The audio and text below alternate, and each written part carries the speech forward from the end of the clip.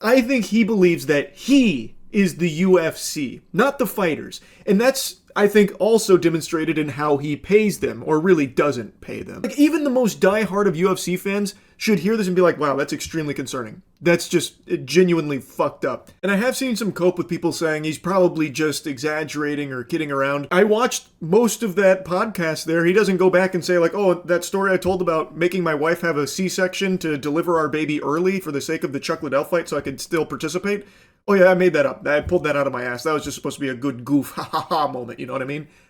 So as far as I'm aware, this is a very real thing that happened. Something that he is very proud of, which I think is just sick. I think that is extremely twisted. And I also think it showcases his perspective on the UFC, where I believe Dana White is under the impression that people watch the UFC for him.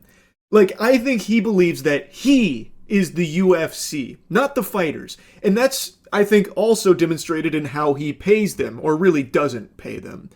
So him making it of like paramount importance that he is there for the Chuck Liddell fight, because that's what matters, is that Dana White is there for it. So he's willing to make the sacrifice of his wife's safety, the safety of the baby, jeopardizing both of their health for the sole sake of ensuring that he can still be there, because that is what people care about.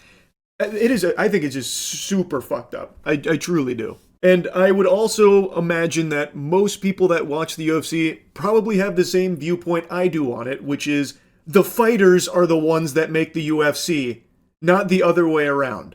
I think if the UFC didn't have the talent that it does with the fighters that it has, it would not be in the same state that it is. Fighters are the ones that made the UFC successful.